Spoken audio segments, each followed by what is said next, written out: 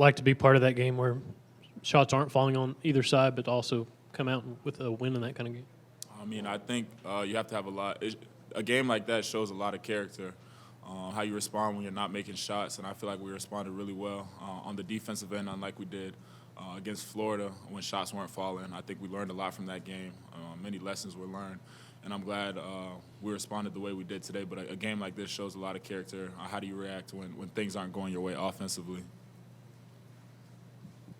Why was this different than Florida? I mean, what are those lessons that you learned? Yeah, just being able, like I said, like I've always said, we think we're the best defensive team in the country, whether shots are falling, whether we're scoring or not, and we always have to be able to rely on our defense.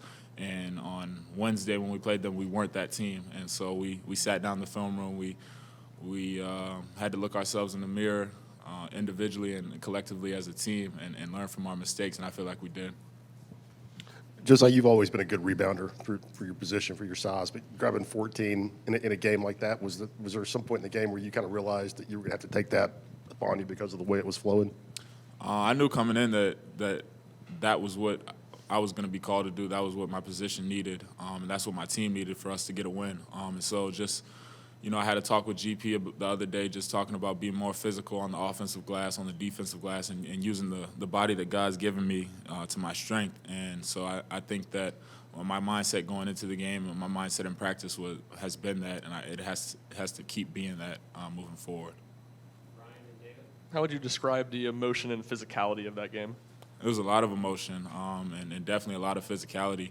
But we knew that was going to be the case. It's always the case when we play them, and it's usually the case when we play throughout the SEC. But this one especially, they've got athletic guys, big guys who don't back down from a challenge. And I feel like we're the same way. And so it's always fun when we get to match up against those guys. Josiah, are you surprised you haven't played more single possession games this season? And what can you take away from these? How are these different as far as taking away from other games that you play? I mean, basketball is weird. I can't say that I'm surprised that we haven't been in more games like this, but it's definitely beneficial for us down the road. I feel like every game is beneficial, but the ones where, it's 1, 2 possession, 3 possession games are really big, and we have a lot to learn. And I think that it's a fine line between winning and losing, and you saw that today. 1 possession here, 1 possession there is a difference in a game. And so we just have to, Coach always preaches that every possession matters, both offensively and defensively, and that was proven today. Josiah, how do you all stay bought in, like when shots aren't going down for a 40-minute game, but to stay locked in on the defensive end? What are the challenges that kind of go behind, not making shots, but also, playing as well as you did on defense? Well, our biggest thing is we like to give each other confidence. Anytime I miss a shot today, Santi, Zakai, whoever was out on the floor, keep shooting. The next one's going to fall. Don't get hesitant. And vice versa with whoever shot may not be falling. Like Olivier, he missed a couple early ones, but we kept giving him the ball. We stay confident in each other because we know that the work that we put in, we know the capabilities and the talent that we have on the offensive end. And I think just defensively, that's our DNA. Like I said, we have high character guys, and your character shows when things aren't going your way and, shots aren't falling. So I was really proud of the way we responded today defensively. Coach Barnes said that they expect you to make some of those mid-range jumpers to kind of settle the guys down when those shots aren't falling. What makes you that guy for this coaching staff? I would just credit my preparation, credit the work that I put in before practice, after practice, whether it's making shots around the perimeter or just doing form shooting. I feel like I can get to my spot.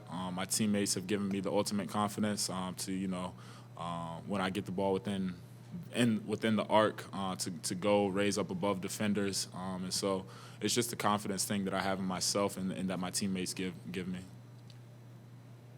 Josiah back here. What about Tobey? Does a physical style game fit his style of play? Everything about Tobey is physical. The way he walks, the way he talks, he's just a physical human being. He's a big dude, and like I was telling the guys on the court, I've never been around somebody who just I think he should have played football. I'm really surprised that he didn't, but he's a smart guy. He doesn't want the head injuries and things like that.